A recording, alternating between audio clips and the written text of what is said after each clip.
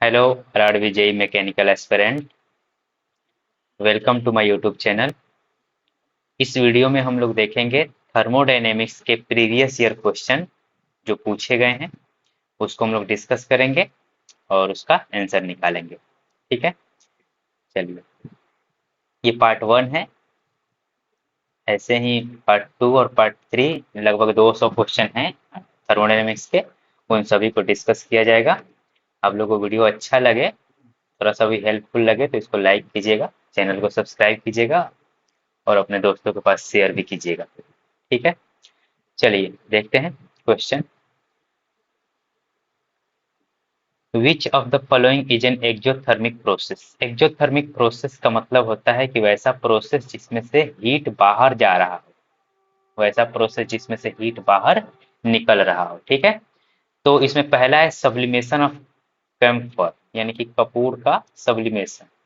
तो कपूर का सब्लिमेशन में होता क्या है इसमें कि हीट ऑब्जॉर्ब होगा, है ना, हीट इनपुट होगा, तभी ये सॉलिड से सीधे वेपर हो जाएगा, है ना। सॉलिड से सीधे क्या हो जाएगा, वेपर हो जाएगा हीट ऑब्जर्व करने के बाद। दूसरा ऑप्शन देखते हैं, इवेपोरेशन ऑफ वाटर। वाटर का भी इवेपोरेशन तब होगा जब ये क्या करेगा, हीट ऑब्जॉर्ब करेगा। हीट ऑब्जॉर्ब करके ही ये भी वेपर में जाएगा। ठीक है, अब उसके बाद आगे आता है reaction of water with quick lime. Reaction of water with quick lime, तो क्विक लाइम जो होता है वो क्या होता है, CaO होता है। CaO कैल्शियम ऑक्साइड, इसको हम लोग बोलते हैं बिना बुझा हुआ चूना भी बोलते हैं ना, बिना बुझा चूना भी बोलते हैं, कैल्शियम ऑक्साइड, बिना बुझा चूना। इसको हम लोग रिएक्शन कराते हैं H2O से, तो हम लोग को मिलता है बुझा हुआ चूना CaOH का होल 2। ठीक है, और प्लस ढेर सारा क्या मिलता है, हीट मिलता है, ढेर सारा क्या मिलता है, हीट मिलता है। ठीक, अब इसमें क्या है कि CaO को हम लोग क्या बोलते हैं, क्विक लाइम बोलते हैं। CaO को क्या बोलते हैं हम लोग, क्विक लाइम बोलते हैं। CaOH होल 2 को बोलते हैं हम लोग caustic lime, CaSTic, caustic lime. ठीक है, इसको हम लोग बिना बुझा हुआ चूना बोलते हैं और इसको हम लोग बोलते हैं बुझा हुआ चूना। मतलब पानी के साथ रिएक्शन करने के बाद ये क्या बन जाता है, बुझा हुआ हो जाता है। ठीक है, बुझा हुआ, ये बिना बुझा हुआ। ठीक है, तो इसमें हीट क्या मिलता है, बाहर मिलता है, हीट आउटपुट होता है। तो इसका आंसर क्या हो जाएगा, reaction of water with quick lime. ठीक है, नेक्स्ट क्वेश्चन को हम लोग देखते हैं। नेक्स्ट क्या दिया है कि which of the following is endothermic process. Which of the following is endothermic process. तो इंडोथर्मिक प्रोसेस मतलब इसमें हीट का इनपुट हो रहा होगा, हीट का इनपुट हो रहा होगा। तो इवोपरेशन ऑफ वाटर, अभी हम लोग देखे हैं कि वाटर इवोपरेट तब होगा जब इसमें हीट का क्या किया जाएगा, इनपुट दिया जाएगा, हीट इनपुट होगा। ठीक है, वैसे ही sublimation of ice, dry ice. Dry ice मतलब CO2 का जो बहुत हाई टेम्परेचर पे हम लोग कंप्रेस करते हैं, तो CO2 ही क्या बन जाता है, ड्राई आइस बन जाता है। ठीक है, ड्राई आइस। तो इसको ये भी जब सब्लिमेट होगा तो इसमें भी हीट क्या चाहिए, हीट चाहिए, है ना, हीट लेकर ही, सराउंडिंग से हीट लेकर ही सब्लिमेट होगा। ठीक है, तो ना ऑप्शन ये होगा और ना ही ऑप्शन ये होगा। अच्छा सॉरी, हीट इसको भी चाहिए और हीट इसको भी चाहिए। ठीक है, तो ये भी सही है और ये भी सही है। आगे देखते हैं तीसरा option, dilution of sulphuric acid. तो सल्फ्यूरिक एसिड का जब रिएक्शन होता है H2O के साथ, डाइल्यूशन का मतलब कि H2O का एडिशन, किसमें, सल्फ्यूरिक एसिड में, H2SO4 में।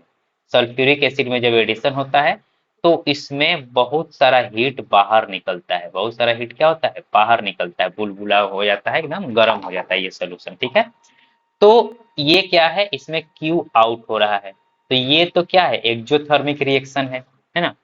क्यू आउट जो हो रहा है वो एक्जोथर्मिक रिएक्शन है। तो ये ऑप्शन गलत हो गया, ये सही है और ये सही है, और ये दोनों का कॉम्बिनेशन ये है कि both sublimation of dry ice and evaporation of water, यानी कि फाइनली सही ऑप्शन क्या है, ये वाला। ठीक है, आगे देखते हैं।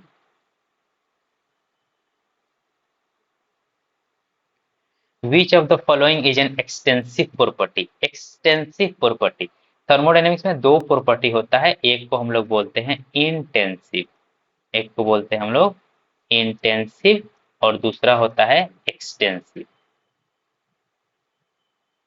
एक्सटेंसिव, इसमें हम लोग क्या करते हैं कि बांट के देख लेते हैं, है ना। बांट के देख लेने से हम लोग को पता चल जाता है कि ये प्रॉपर्टी इंटेंसिव है या एक्सटेंसिव है। तो मान लेते हैं कि एक कंपार्टमेंट बड़ा सा ले लेते हैं, ठीक है। अब इसको, इसमें किसको किसको चेक करना है, हमको वॉल्यूम को चेक करना है, डेंसिटी को चेक करना है, और बॉइलिंग पॉइंट है और मेल्टिंग पॉइंट है। तो ये बॉइलिंग पॉइंट और मेल्टिंग पॉइंट नहीं है, ये असली में क्या है, टेम्परेचर है। क्या है, रियल में क्या है, टेम्परेचर है। ये भी टेम्परेचर है और ये भी क्या है, टेम्परेचर है, ठीक है। तो एक यहाँ पे आ गया टी। अब हम लोग बांटते हैं, पहले मान लेते हैं कि वॉल्यूम भी था, अब बांट देंगे आधा आधा, तो वॉल्यूम क्या हो जाएगा, v/2 हो जाएगा, v/2 हो जाएगा, ठीक है। इसमें एक मास भी ले लेते हैं, मास भी पहले मान लेते हैं m था, तो मास भी क्या हो जाएगा, m/2 हो जाएगा, m/2 हो जाएगा। जो बट जाए वो एक्सटेंसिव, जो ना बटे वो इंटेंसिव, ठीक है। टेम्परेचर अगर रूम में 20 डिग्री सेल्सियस है, तो आधा रूम में बांट देंगे तो भी 20 ही रहेगा, और इधर भी क्या रहेगा, 20 ही रहेगा। उसके बाद बात आती है प्रेशर की, तो मान लेते हैं प्रेशर को भी चेक कर लेते हैं। तो प्रेशर भी, इधर भी प्रेशर उतना ही हो जाएगा और उधर भी प्रेशर उतना ही हो जाएगा, ये नहीं बटेगा। अब डेंसिटी की बात कर लेते हैं, तो डेंसिटी पे सर जी ऐसा है कि डेंसिटी पे तो हमको प्रॉब्लम है ना, डेंसिटी पे प्रॉब्लम है। तो प्रॉब्लम वाली कोई बात नहीं है, डेंसिटी का जो फॉर्मूला होता है वो क्या होता है, मास बाई वॉल्यूम। डेंसिटी का फॉर्मूला क्या होता है, मास बाई वॉल्यूम। तो मास भी बट जा रहा है, देखो मास भी बट जा रहा है ना, और वॉल्यूम भी बट जा रहा है। फाइनली इसको सॉल्व करेंगे तो क्या आ जाएगा, मास बाई वॉल्यूम ही आ जाएगा। यानी कि पहले जितना डेंसिटी हुआ करता था उतना ही डेंसिटी क्या है, अब भी है। तो डेंसिटी क्या है, इंटेंसिव प्रॉपर्टी है। डेंसिटी क्या है, डेंसिटी क्या है, इंटेंसिव है। ये टेम्परेचर भी क्या हो गया, इंटेंसिव हो गया। एक्सटेंसिव कौन है, वॉल्यूम है, ठीक है। तो इसका आंसर कौन सा हो जाएगा, वॉल्यूम। नेक्स्ट क्वेश्चन देखते हैं। Absolute temperature of 77 kelvin equal to, 77 kelvin किसके बराबर है। तो सेल्सियस में ऑप्शन दिया है, तो सेल्सियस में एक बार चेक कर लेते हैं। हम लोग जानते हैं कि डिग्री सेल्सियस बराबर होता है, मतलब केल्विन में जब उसको चेंज करते हैं डिग्री सेल्सियस को, तो सेल्सियस में क्या करा देते हैं, 273 को जोड़ देते हैं, तो वो हमारा क्या आ जाता है, केल्विन आ जाता है, ठीक है। तो यहाँ से सेल्सियस अगर हमको निकालना है, तो सेल्सियस बराबर क्या हो जाता है, केल्विन माइनस 273। और केल्विन की जगह पे हम लोग को क्या दे रखा है, केल्विन की जगह पे दे रखा है 77। तो 77 माइनस 273, इसको घटा लेंगे तो ये आ जाएगा माइनस का 196, 196 kelvin, 196 degree Celsius. Degree Celsius में निकाल रहे हैं तो ये हो जाएगा 196 डिग्री सेल्सियस, ठीक है। नेक्स्ट क्वेश्चन देखते हैं।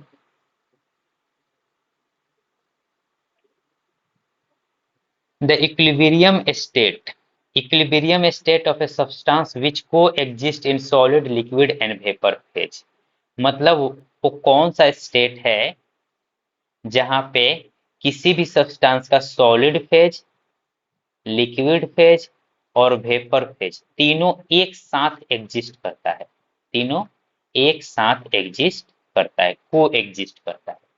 तो इस पॉइंट को हम लोग क्या बोलते हैं, ट्रिपल पॉइंट बोलते हैं। इस पॉइंट को हम लोग क्या बोलते हैं, ट्रिपल पॉइंट बोलते हैं, ठीक है। अगर वाटर के केस में इसका ग्राफ देखा जाए तो ट्रिपल पॉइंट का पीटी डायग्राम अगर हम लोग देखें तो ये हो जाता है फ्यूजन कर्व है, ये है सॉलिडिफिकेशन कर्व, और ये हो जाता है लिक्विडिफिकेशन कर्व, है ना। तो ये होता है वेपोराइजेशन कर्व हो गया, फ्यूजन बोलते हैं सॉरी, ये वेपोराइजेशन कर्व हो गया, ये लिक्विड, और ये क्या है, सॉलिड। और तीनों के तीनों इस पॉइंट पे क्या करते हैं, एग्जिस्ट करते हैं। तीनों के तीनों इस पॉइंट पे क्या करते हैं, एग्जिस्ट करते हैं। तब यहाँ पे हमसे पूछता है कि इसका टेम्परेचर कितना है इस पॉइंट का, और प्रेशर कितना है। तो टेम्परेचर की बात करते हैं तो इस पॉइंट पे टेम्परेचर हो जाता है 0.01 डिग्री सेंटीग्रेड। इसको केल्विन में चेंज करते हैं तो हो जाता है 273.16 डिग्री केल्विन या सिर्फ केल्विन। ठीक है। प्रेशर की बात करते हैं तो प्रेशर हो जाता है 0.61 किलो पास्कल। प्रेशर की बात करते हैं कितना हो जाता है 0.61 किलो पास्कल। तो यहाँ ट्रिपल पॉइंट से ये क्वेश्चन भी बनते हैं। ठीक है। क्रिटिकल पॉइंट का भी पूछ लेता है कभी कभी, उसका प्रेशर और टेम्परेचर भी पूछ लेता है, किसका, क्रिटिकल पॉइंट का भी। तो क्रिटिकल पॉइंट पे टेम्परेचर जो होता है वो होता है 373.96 या कुछ ऐसे केल्विन होता है, 373.6 डिग्री सेंटीग्रेड होता है, केल्विन नहीं डिग्री सेंटीग्रेड होता है।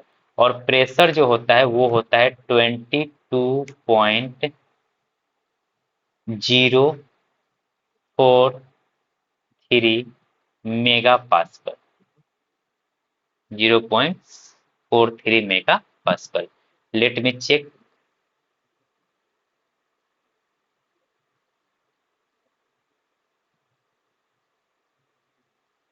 373.95 95 373.95 डिग्री सेल्सियस, या इसको ऐसे हम लोग पूरा पूरा याद रखें तो ये कितना हो जाएगा 374 डिग्री सेल्सियस कर सकते हैं हम लोग, 373.95 डिग्री सेल्सियस। और प्रेशर जो होता है वो कितना होता है 22.064, 22.064। प्रेशर जो होता है वो होता है 22.064 मेगा पास्कल। ठीक है। अप्रोक्स वैल्यू याद रहेगा तो वहां पे जो ऑप्शन मिलेंगे उसके हिसाब से टिक लग जाएगा। ठीक है। तो यहाँ पे ये क्रिटिकल पॉइंट के केस में है ना, ये टेम्परेचर क्रिटिकल पॉइंट का है और ये प्रेशर क्रिटिकल पॉइंट का है। ये जो है वो ट्रिपल पॉइंट का है ना, ये क्या है ट्रिपल पॉइंट का है, और ये क्या है क्रिटिकल पॉइंट का है। क्रिटिकल पॉइंट वो पॉइंट होता है जहां पे कि कोई भी लिक्विड बिना वेट रीजन में गए हुए, बिना वेट रीजन में मतलब कि लिक्विड प्लस वेपर वाले रीजन में, बिना लिक्विड प्लस वेपर वाले रीजन में गए हुए सीधे वहां से वेपर रीजन में डायरेक्ट कन्वर्ट हो जाए, है ना, तो उसको हम लोग क्या बोलते हैं क्रिटिकल पॉइंट। इस पॉइंट को हम लोग क्या बोलते हैं क्रिटिकल पॉइंट। आगे देखते हैं नेक्स्ट क्वेश्चन।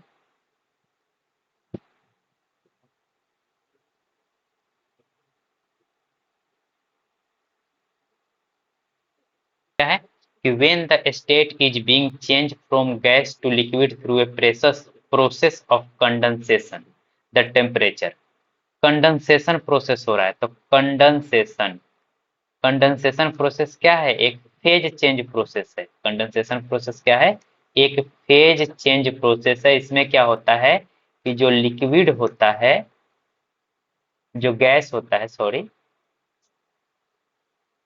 जो गैस होता है,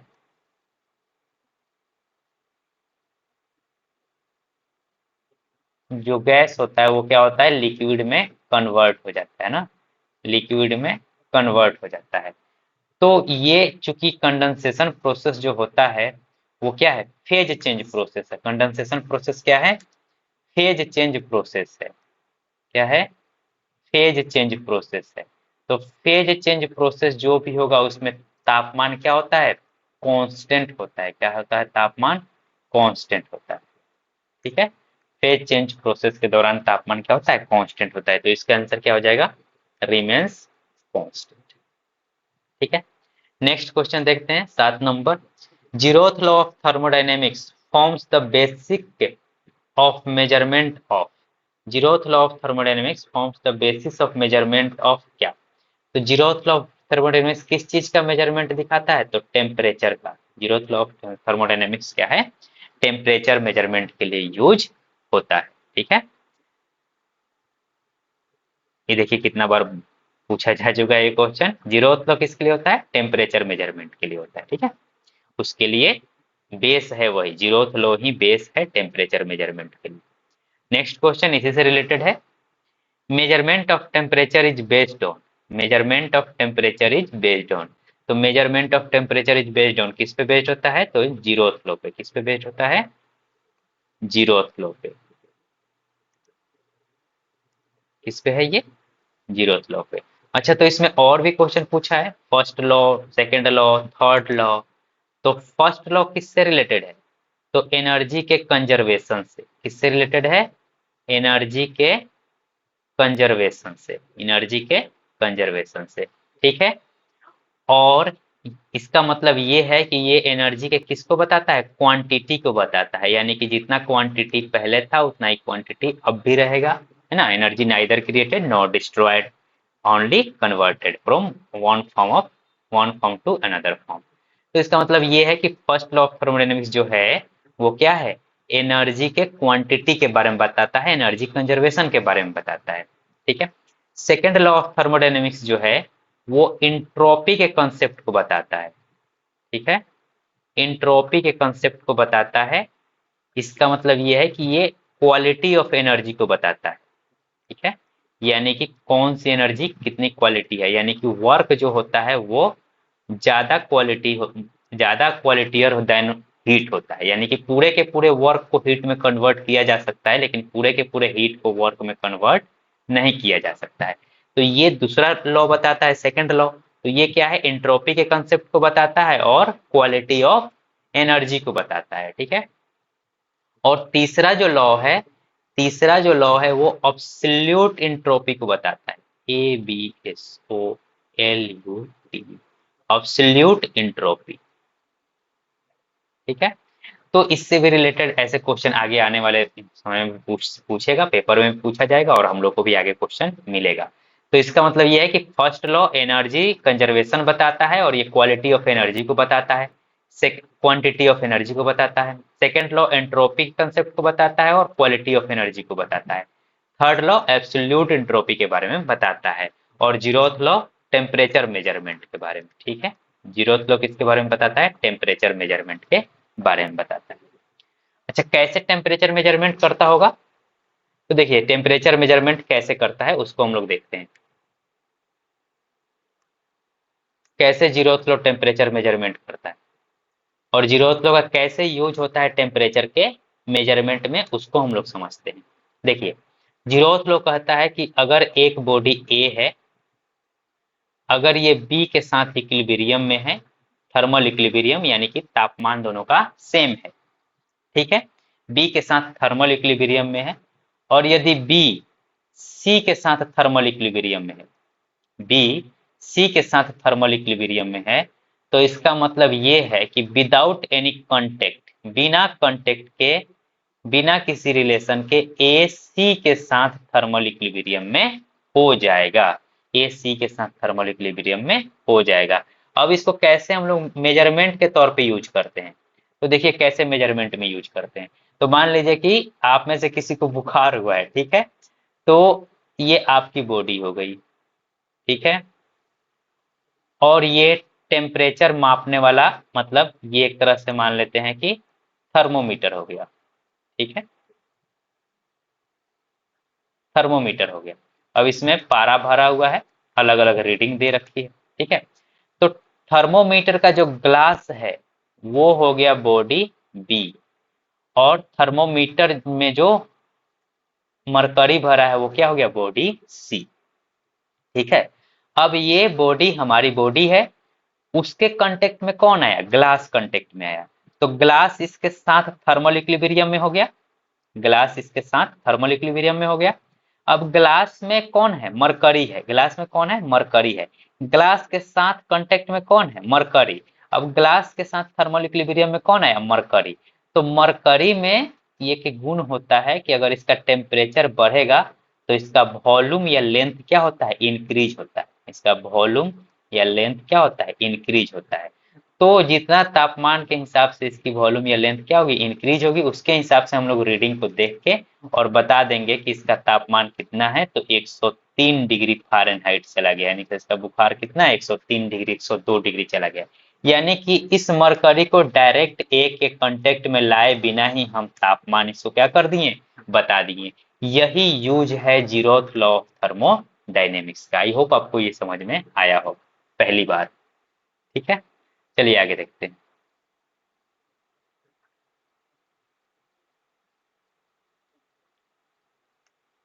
नेक्स्ट क्वेश्चन देखते हैं। The instrument use to measure high temperature in the furnace is known as. Furnace का टेम्परेचर बहुत ज्यादा होता है, इवन 1500 डिग्री सेल्सियस से भी ज्यादा होता है, क्योंकि 1500 डिग्री सेल्सियस पे लगभग आयरन क्या होता है, मेल्ट होता है। तो उतने या उतने से अधिक तापमान को मेजर करने के लिए किसका यूज करते हैं? तो थर्मोमीटर तो बहुत कम तापमान को मेजर करने के लिए यूज करते हैं। कैलोरीमीटर हीट का वो है, हीट मेजरमेंट के लिए यूज होता है ना, एनर्जी मेजरमेंट के लिए। बैरोमीटर क्या है, प्रेशर मेजरमेंट के लिए यूज होता है। ठीक है, तो अब ये ऑप्शन होगा नहीं, ऑप्शन कौन सा होगा, पायरोमीटर। तो ये याद भी कर लेना है कि पायरोमीटर हाई टेम्परेचर मेजरमेंट के काम आता है। ठीक है, हाई टेम्परेचर मेजरमेंट के काम में आता है पायरोमीटर। ठीक है, नेक्स्ट है, thermocouple are generally used to accurate temperature measurement up to कितना डिग्री सेल्सियस। यानी कि थर्मोकपल कितना डिग्री सेल्सियस के टेम्परेचर को माप सकता है। ठीक है, तो थर्मोकपल का तो ये ऐसे क्वेश्चन जो होते हैं वो लगभग याद करने वाले हैं। जैसे कि यहाँ पे तो हम लोग ऑप्शन को नेग्लेक्ट करके इसको आंसर दे दिए, लेकिन फिर भी ये जो क्वेश्चन है वो कुछ क्वेश्चन जो होते हैं वो याद करने वाले होते हैं, जिसको रटना पड़ता है। तो वैसे ही ये भी है, लगभग इस क्वेश्चन को भी हम लोग को क्या करना पड़ेगा, याद करना पड़ेगा। तो इसका जो आंसर है वो क्या हो जाएगा, 1400 डिग्री सेल्सियस। यानी कि अप टू 1400 डिग्री सेल्सियस को मेजर करने के लिए हम लोग थर्मोकपल का यूज करते हैं। थर्मोकपल किस सिद्धांत पे कार्य करता है, किस प्रिंसिपल पे बेस्ड है? तो सीबेक इफेक्ट पे बेस्ड है। सीबेक इफेक्ट, सी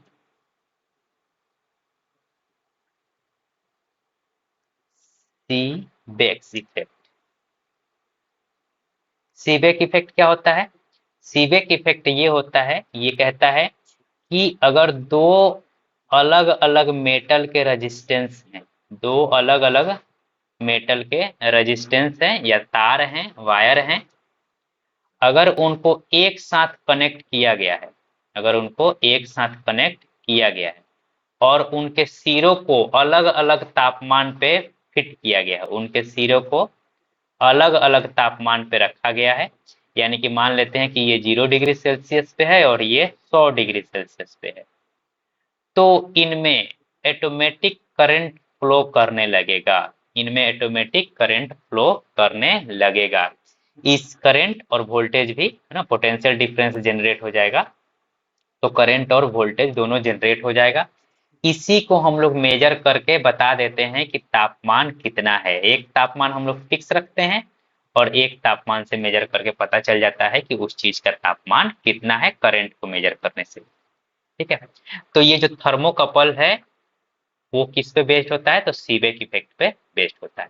सीबेक का उल्टा, जैसे ये सीबेक बोलता है कि दो अलग अलग रेजिस्टेंस के मेटल को एक साथ जोड़ के उसके एक सिरे को दूसरे तापमान पे, दूसरे सिरे को दूसरे तापमान पे रखा जाए तो उनके बीच में पोटेंशियल डिफरेंस क्रिएट हो जाता है। इसी का ठीक उल्टा पेल्टियर इफेक्ट बोलता है। वो क्या बोलता है, पेल्टियर इफेक्ट, कि अगर ऐसे ही मेटल का अरेंजमेंट लिया जाए और उसमें अलग अलग वोल्टेज अप्लाई किया जाए दोनों सिरों पे, तो दोनों का जो तापमान होगा वो दोनों सिरों का वो क्या हो जाएगा, अलग अलग हो जाएगा। ठीक है, तो ऐसे याद रख लेना है, सीबेक का उल्टा जो होता है वो क्या होता है, पेल्टायर होता है। PELTIER, हो सकता है स्पेलिंग गलत हो या कुछ ऐसे हो एरर। तो सीबेक का उल्टा क्या होता है, पेल्टियर इफेक्ट होता है। ठीक है, आगे देखते हैं। नेक्स्ट है, ये भी क्वेश्चन जो है वो क्या है, याद करने वाला ही है। इसमें क्या है, platinum resistance thermometer can be used up to. तो कितने तापमान को मेजर करने के लिए प्लेटिनम रेजिस्टेंस थर्मोमीटर का यूज होता है? तो ये लगभग 850 डिग्री सेंटीग्रेड मापने के लिए इसका हम लोग यूज कर सकते हैं। ठीक है, प्लेटिनम रेजिस्टेंस थर्मोमीटर। और जो ये थर्मोमीटर, रेजिस्टेंस थर्मोमीटर जो भी होते हैं वो किस सिद्धांत पे कार्य करते हैं, तो व्हीट स्टोन ब्रिज के सिद्धांत पे कार्य करते हैं। किस सिद्धांत पे कार्य करते हैं, व्हीट स्टोन ब्रिज के सिद्धांत पे कार्य करते हैं।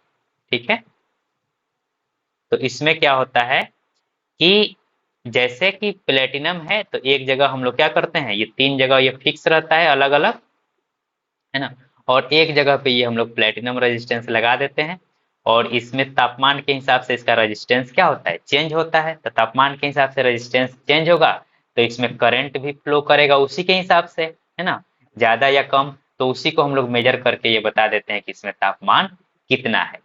ठीक है, तो यहाँ पे क्या है कि तापमान जब बढ़ता है ना, तापमान बढ़ता है तो मेटल का जो रेजिस्टेंस है ना, मेटल का जो रेजिस्टेंस वो क्या होता है, बढ़ता है, और उसकी कंडक्टिविटी जो है वो क्या हो जाती है, घटती है। कंडक्टिविटी क्या होती है, घटती है, और रेजिस्टेंस क्या होता है, बढ़ता है। यानी कि इस रेजिस्टेंस को कैलकुलेट करके या इसमें होने वाले करंट को फ्लो को कैलकुलेट करके, तो व्हीट स्टोन ब्रिज के हिसाब से हम लोग कैसे कैलकुलेट करते थे, ये R1 था, ये R2, ये R3, और ये R4, तो इसका हम लोग रेशियो निकाल लेते थे, R1/R3 इक्वल टू R2/R4। तो ऐसे करके इसमें 3 चीजें नोन रहेंगी और एक अननोन रहेगा, वो हम लोग क्या करेंगे, निकालेंगे, और उसी के हिसाब से तापमान बता देंगे कि अभी तापमान कितना होगा। ठीक है, तो रेजिस्टेंस थर्मोमीटर में जो थर्मोमेट्रिक प्रॉपर्टी होती है वो क्या होती है, रेजिस्टेंस होती है। ठीक है, और ये प्लेटिनम रेजिस्टेंस जो होता है, रेजिस्टेंस थर्मोमीटर, वो कितना तापमान को मेजर कर सकता है, तो 850 डिग्री सेल्सियस को मेजर कर सकता है। ठीक है, नेक्स्ट देखते हैं।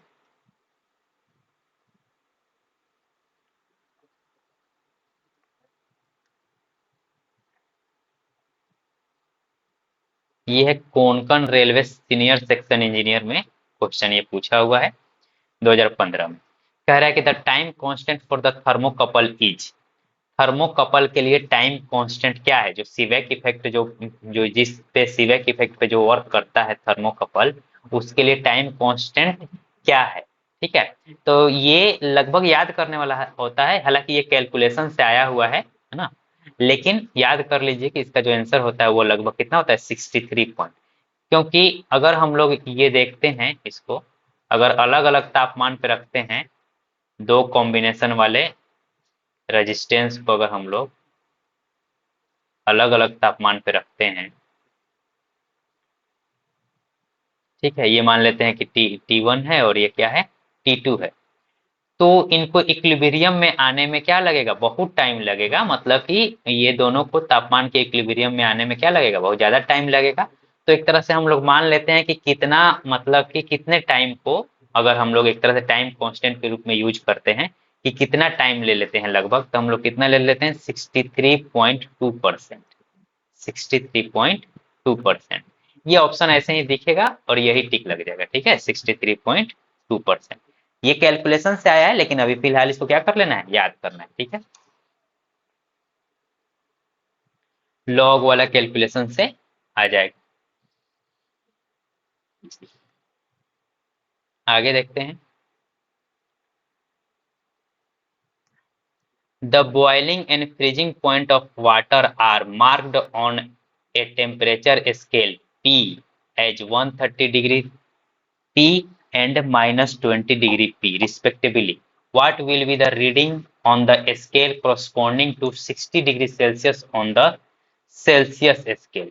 ठीक है, तो ये देखिए तापमान इसमें क्या होता है कि एक अननोन स्केल दिया गया है, पता नहीं है कि वो स्केल कौन सा स्केल है, नहीं पता है, तो उसके हिसाब से ये कह रहा है कि जब जब डिग्री सेल्सियस वाले स्केल में इतना की रीडिंग आ रही होगी, 60 डिग्री सेल्सियस की रीडिंग जब आ रही होगी, तो इतना के इक्विवेलेंट वो जो नया वाला स्केल है उसमें कितना तापमान हो रहा होगा, है ना।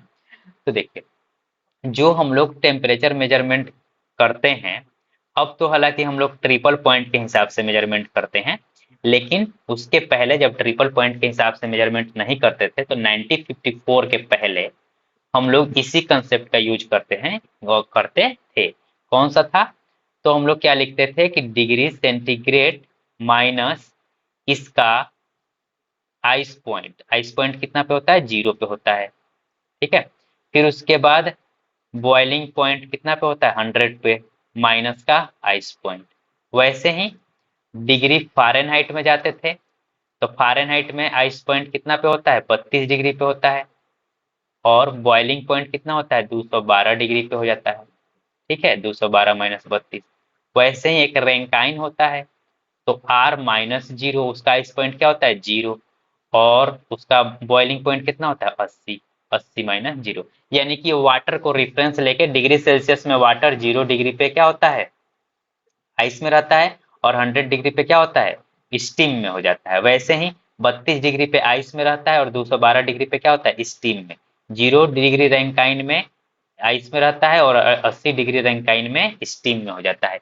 इसी का हम लोग यूज करके, और एक वो केल्विन वाला भी होता है, तो केल्विन वाला तो इजी है। ठीक है, तो ऐसे हम लोग इसका यूज करते हैं। अब इसमें क्या है कि एक नया स्केल दे दिया है, लेकिन उस नया स्केल का आइस पॉइंट और ये बॉइलिंग पॉइंट दोनों को फिक्स कर रहा है। ठीक है, तो हम लोग उस नए स्केल को लिखते हैं, नया स्केल P है, माइनस उसका आइस पॉइंट कितना है, 20 डिग्री सेल्सियस, माइनस का 20 है, यानी कि माइनस का 20 लिख देते हैं, बट्टा में उसका बॉइलिंग पॉइंट कितना है, 130 है, तो 130 और माइनस का माइनस 20 लिख देते हैं। ऐसे ही लिख दिए ना, जैसे हम लोग ये लिखे हैं। ठीक है, अब इक्वल टू किससे कंपेयर कराना है, तो डिग्री सेल्सियस वाले से। तो डिग्री सेल्सियस का क्या है, C minus zero upon 100 minus zero. हम इसको क्या कर लेते हैं, सॉल्व कर लेते हैं। ठीक है, सॉल्व करेंगे तो कितना आ जाएगा,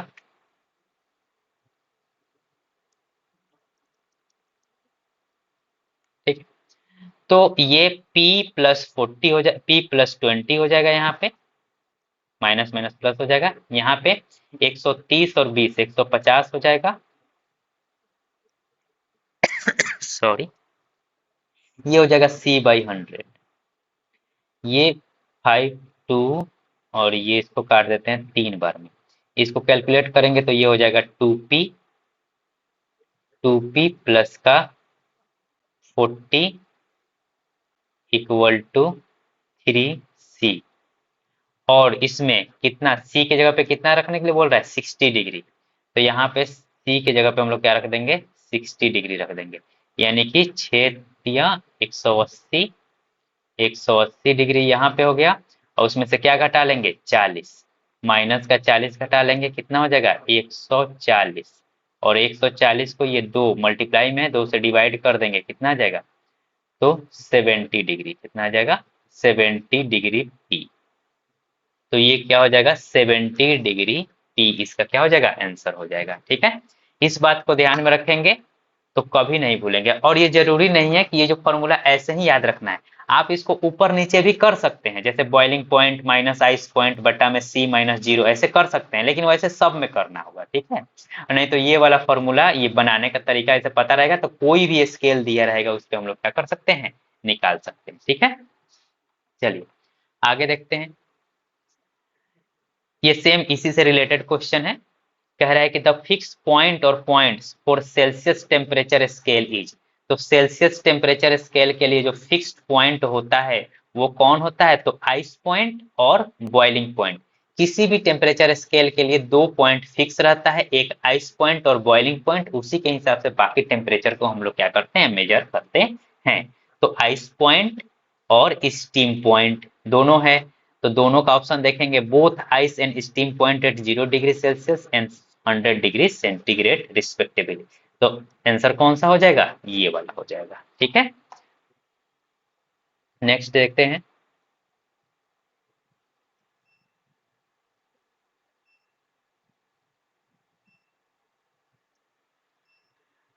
to gases X and Y having the same temperature, दो गैस हैं, दो गैस हैं, है ना, टेम्परेचर दोनों का सेम है, एक एक्स है और एक क्या है, वाई है, टेम्परेचर दोनों का सेम है, प्रेशर एंड वॉल्यूम, और प्रेशर भी सेम है और वॉल्यूम भी सेम है। ठीक है, प्रेशर भी सेम है और वॉल्यूम भी सेम है। Two gases X and Y having the same temperature T, same pressure P, and the same volume V are mixed. अब इन दोनों को क्या कर दिया जा रहा है, मिक्स किया जा रहा है, इन दोनों को मिक्स किया जा रहा है। तो मिक्स करने पे if the mixture has the volume V, mixture का वॉल्यूम कितना है, V है, temperature T, then the pressure of the mixture will कितना, तो प्रेशर जो होगा वो कितना हो जाएगा। तो ध्यान से देखिए, जब हम इसको मिक्स किए हैं तो इसका वॉल्यूम बढ़ा या घटा नहीं है ना, वॉल्यूम भी ही रह गया है। यानी कि उतना ही एरिया में, उतना ही वॉल्यूम में हम लोग दोनों गैस को मिक्स कर दिए हैं। यानी कि एक तरह से वॉल्यूम क्या हो गया है, पहले एक तरह से भी था, है ना, भी और भी, अब इसमें आने के बाद कितना हो जाना चाहिए था, मिक्सिंग के बाद 2 भी हो जाना चाहिए था, लेकिन है कितना, भी ही है कितना, भी ही वॉल्यूम है। ठीक है, ठीक बात है। अब जब वॉल्यूम चूंकि भी ही है और टेम्परेचर भी कितना है, टी ही है, तो कह रहा है कि प्रेशर कितना हो जाएगा। तो इतना तो पक्का है कि टेम्परेचर भी सेम है, वॉल्यूम भी सेम है, तो प्रेशर क्या होगा, बढ़ेगा। यानी कि उतना ही जगह में, इतना ही के बराबर जगह में इन दोनों को रख दिया गया है, इतना ही के बराबर जगह में इनको भी और इनको भी, दोनों को एक तरह से ठूंस दिया गया है, दोनों को रख दिया गया, पैक कर दिया गया है। तो इनका प्रेशर क्या हो जाएगा, बढ़ेगा। तो इसका जो ऑप्शन था वो था 2p, p/2, 4p और p, ऐसे। ठीक है, या तो आधा हो जाएगा कि दुगना हो जाएगा, या 4p हो जाएगा, या p हो जाएगा। तो इसको कैलकुलेशन अगर हम लोग करके देखें तो कैलकुलेशन के हिसाब से भी हम लोग इसको सॉल्व कर सकते हैं। वो कैसे, देखते हैं। वैसे इतना ही पता चल रहा है कि इसका क्या होगा, दुगना हो जाएगा, प्रेशर कितना हो जाएगा, दुगना हो जाएगा। ठीक है, तो पहले हम लोग क्या करते हैं, पी पी P1V1/T1 जो फॉर्मूला होता है उसको हम लोग यूज करते हैं, है ना। P1V1/T1 इजकल टू P2V2/T2 वाला फॉर्मूला को हम लोग क्या करते हैं, यूज करते हैं। ठीक है, तो पहले जो था वो कितना था, तो P/V/T एक में था, दूसरे में कितना था, P/V/T इक्वल टू, अब इसको जब मिला दिए हैं तो प्रेशर पता नहीं कितना है, लेकिन वॉल्यूम इतना पता है कि भी ही है, और टेम्परेचर कितना है, और टेम्परेचर कितना है, टी ही है। तो अभी जब इसको सॉल्व करेंगे तो ये कितना हो जाएगा, 2pV/T equal to P2V/T, T से टी क्या हो जाएगा, कैंसिल हो जाएगा, बी से भी कट जाएगा, तो यहाँ से P2 बराबर कितना हो जाएगा, 2p हो जाएगा, P2 बराबर कितना हो जाएगा, 2p हो जाएगा। यानी कि इसका आंसर क्या हो जाता है, 2p। ठीक है, नेक्स्ट देखते हैं।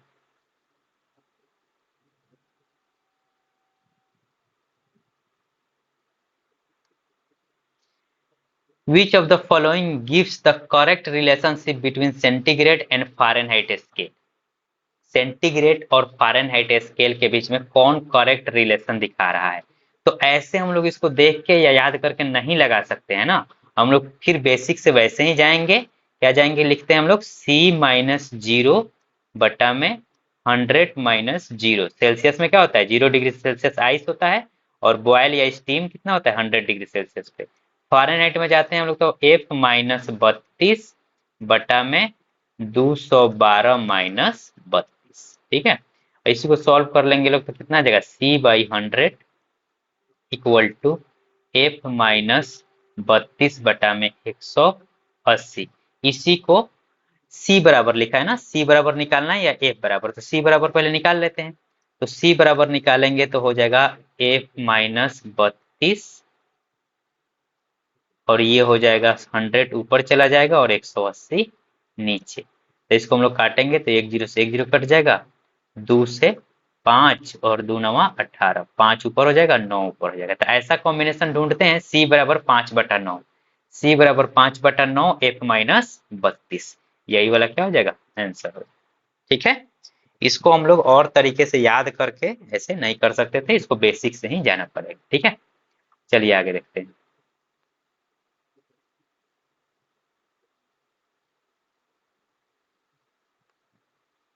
नेक्स्ट क्वेश्चन है triple point temperature of water is.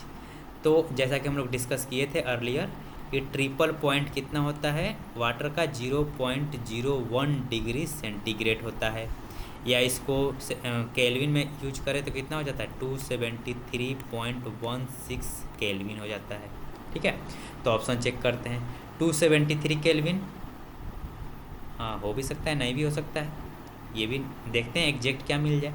273.15 नहीं, 273.14 नहीं, 273.16 डायरेक्ट जब आंसर दिया है तो क्यों अप्रोक्सीमेशन में जाना है, तो यही डायरेक्ट याद करना है 273.16। तो इसका कौन सा ऑप्शन हो जाएगा, चौथा। ठीक है, प्रेशर कितना हो जाता है, ट्रिपल पॉइंट का प्रेशर कितना हो जाता है, तो 0.61 किलो पास्कल। क्रिटिकल पॉइंट का टेम्परेचर कितना हो जाता है 374 के आसपास, तो 373.95 degree Celsius.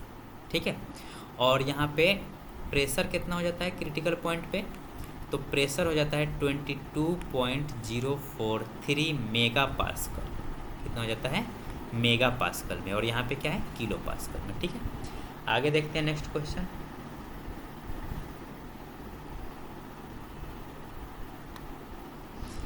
The internal energy of a perfect gas does not change during the internal energy of the perfect gas does not change during the, किस प्रोसेस के दौरान इंटरनल एनर्जी चेंज नहीं होता है, तो इंटरनल एनर्जी का अगर हम लोग फार्मूला जानते हैं, इंटरनल एनर्जी का फार्मूला अगर हम जानते हैं तो ये होता है mCV delta T, mCV delta T. और जब बात कर रहा है परफेक्ट गैस की, तो परफेक्ट गैस का जो इंटरनल एनर्जी होता है ओनली फंक्शन ऑफ टेम्परेचर होता है, ओनली फंक्शन ऑफ टेम्परेचर होता है। तो यू कब सेम रहेगा, जब टेम्परेचर क्या रहेगा सेम रहेगा, और टेम्परेचर कांस्टेंट वाले को हम लोग क्या बोलते हैं आइसोथर्मल प्रोसेस। क्या बोलते हैं आइसोथर्मल प्रोसेस। इसका आंसर कौन सा हो जाएगा आइसोथर्मल प्रोसेस। नेक्स्ट क्वेश्चन देखते हैं। A perfect gas is at 25 degree Celsius heated at constant pressure till its volume is double, the final temperature will be। Simple question है, कह रहा है कि एक परफेक्ट गैस है, उसको 25 डिग्री सेल्सियस पे है, शुरुआत में 25 डिग्री सेल्सियस पे है, उसको कांस्टेंट प्रेशर पे हम लोग हीट कर रहे हैं और उसके वॉल्यूम को क्या कर दे रहे हैं दुगना कर दे रहे हैं, तो फाइनल टेम्परेचर क्या होगा। तो सिंपल यही वाला फार्मूला लगाएंगे P1V1/T1 इक्वल टू P2V2/T2। हालांकि कांस्टेंट प्रेशर की बात कर रहा है तो ये किसके बारे में बात कर रहा है, चार्ल्स लॉ के बारे में बात कर रहा है। किसके, चार्ल्स लॉ के बारे में बात कर रहा है। ठीक है, चलिए कोई बात नहीं, ये फार्मूला लगाएंगे सभी क्वेश्चन इस टाइप के सभी क्वेश्चन बन जाएंगे। तो P प्रेशर क्या है सेम है, तो प्रेशर को हटा देते हैं, V पहले V मान लेते हैं, और पहले T कितना है 25 डिग्री सेल्सियस। तो यहाँ पे ये ध्यान रखने वाली बात है कि डायरेक्ट 25 डिग्री नहीं रखेंगे हम लोग, इसको हम लोग किस में रखेंगे केल्विन में रखेंगे, है ना, केल्विन में रखेंगे, एब्सोल्यूट टेम्परेचर वाले में रखेंगे। ठीक है, एब्सोल्यूट स्केल वाले पे रखेंगे, यानी कि केल्विन पे। तो ये कितना हो जाएगा केल्विन में चेंज करेंगे तो 273 प्लस का 25। ठीक है, इक्वल टू V2 क्या हो जा रहा है दुगना हो जा रहा है, यानी कि 2V बटा में T2, यही निकालना है। तो V से भी यहाँ पे क्या हो जाएगा कैंसिल आउट हो जाएगा, T यहाँ पे चला जाएगा, तो T2 इक्वल टू इसका दुगना हो जाएगा, इसको अगर ऐड करेंगे तो कितना हो जाएगा 298 इंटू 2, तो 298 इंटू 2 करेंगे तो कितना हो जाएगा 2 8 16 के 6 हाथ में 1 2 9 18 19 के 9 हाथ में 1 2 9 2 के 4 1 5 596 केल्विन है ये क्या है केल्विन है। जल्दी जल्दी में आंसर इसको नहीं लगा देना है, ठीक है, क्योंकि आप जब इसको केल्विन में रखे थे तो ये भी आंसर केल्विन में ही आया है। अब डिग्री सेल्सियस में पूछ रहा है तो इसमें से वापस से 273 को क्या कर दीजिए, घटा दीजिए। तो 6 में से 3 जाएगा कितना हो जाएगा 3, 9 में से 7 जाएगा कितना हो जाएगा 2, 5 में से 2 जाएगा कितना हो जाएगा 3। ये आया अब असली का आंसर 323 डिग्री सेल्सियस। ये आते हुए भी क्वेश्चन गलती हो जाएंगे, ठीक है, अगर ध्यान ना रहे तो। अगर 25 डिग्री, अब ये दिमाग में होगा कि जब सेल्सियस में ही आंसर लाना है तो 25 डिग्री पे क्यों नहीं हम लोग बना दे रहे हैं, ठीक है। तो 25 डिग्री पे बनाते तो 25 दूना 50 आंसर हो जाता है। यहाँ पे अगर 25 रखते तो 25 दूना क्या हो जाता, 50 आंसर हो जाता। अब सोचो कि मान लो 50 आंसर आ जाता, ठीक है। तो 50 डिग्री सेल्सियस को अगर हम लोग 273 अगर ऐड करते हैं तो ये कितना होता, 3, 7, 5, 12 का 2, 3, 7, 5, 12 का 2 हाथ में 1, 2, 1, 3, 323 डिग्री सेल्सियस, 323 केल्विन मिल जाता। क्या मिलता, 323 केल्विन मिल जाता। फिर यहाँ पे कन्फ्यूजन होती कि 323 केल्विन तो लिखा नहीं है ना।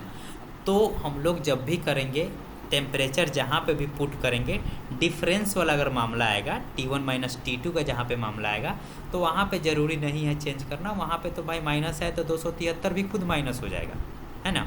लेकिन जहाँ पे माइनस का मामला नहीं आ रहा है, डायरेक्ट पुट करना है टेम्परेचर की वैल्यू, तो वहाँ पे केल्विन में ही पुट करेंगे, ठीक है, नहीं तो आंसर गलत हो जाएगा। आगे देखते हैं, नेक्स्ट क्वेश्चन देखते हैं। Internal energy of perfect gas depends upon, internal energy of perfect gas depends upon. तो परफेक्ट गैस, एक पीछे क्वेश्चन आया हुआ था ना, परफेक्ट गैस को ही हम लोग क्या बोलते हैं, आइडियल गैस बोलते हैं, आइडियल गैस। और परफेक्ट गैस या आइडियल गैस के केस में जो इंटरनल एनर्जी होता है ओनली फंक्शन ऑफ टेम्परेचर होता है, केवल टेम्परेचर पे डिपेंड करता है, ठीक है, याद करना है, केवल टेम्परेचर पे डिपेंड करता है। अगर ऐसे फार्मूला की बात की जाए तो इसकी फार्मूला होती है mCV delta T, mCV delta T, यानी कि टेम्परेचर पे भी, मास पे भी और CV पे भी। अब बात आती है परफेक्ट गैस की, तो उसकी ये क्या होती है, mCV क्या होता है, फिक्स होता है, ठीक है।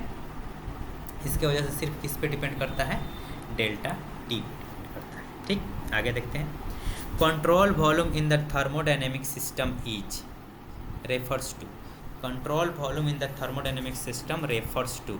तो कंट्रोल वॉल्यूम क्या होता है, जब हम लोग स्टेडी फ्लो के बारे में जब हम लोग पढ़ते हैं फर्स्ट लॉ, है ना, तो उसमें क्या होता है कि जब फ्लो प्रोसेस हो रहा होता है, फ्लो हो रहा होता है जैसे, ठीक है, तो इसमें हम लोग क्या करते हैं कि एक कंट्रोल वॉल्यूम को अपने दिमाग में ऐसे फिक्स कर लेते हैं कैलकुलेशन के लिए, है ना, कि ये मेरा एरिया ऑफ इंटरेस्ट है, मतलब कि हम जो भी कैलकुलेशन करेंगे वो सिर्फ यहीं पे करेंगे, इसमें इधर से इन हो रहा है और इधर से आउट हो रहा है, बस, ठीक है। एक अपने से बाउंड्री घेर लेते हैं, इमेजिनरी बाउंड्री अपने से घेर लेते हैं, इमेजिनरी बाउंड्री अपने से बना लेते हैं, तो इसी को हम लोग क्या बोलते हैं, कंट्रोल वॉल्यूम कहते हैं, ठीक है। तो ऑप्शन देखते हैं, a specified mass in fluid flow, specified mass नहीं, मास को नहीं करते हैं हम लोग, एक वॉल्यूम को कंट्रोल करते हैं, वॉल्यूम को घेरते हैं। Mass that moves across the boundary, हाँ मास तो मूव करता है।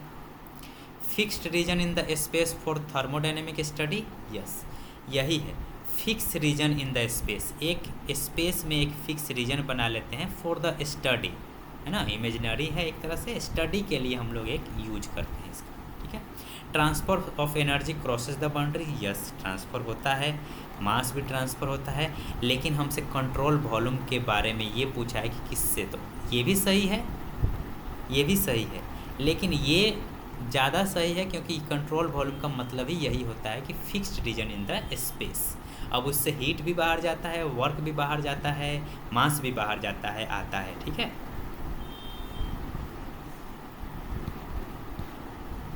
चलिए अब नेक्स्ट वीडियो में देखेंगे। अगर ये लेक्चर पसंद आया हो, मतलब अच्छा लगा हो, डिस्कशन सही लगा हो, तो आप इस वीडियो को लाइक करें, अपने दोस्तों के पास शेयर करें और प्लीज़ सब्सक्राइब करके सपोर्ट करें, ठीक है। चलिए बाय, मिलते हैं नेक्स्ट वीडियो में इसी के सेकंड पार्ट में, जो 21 से आगे के जो क्वेश्चन है उसको हम लोग डिस्कस करेंगे। ठीक है, थैंक यू फॉर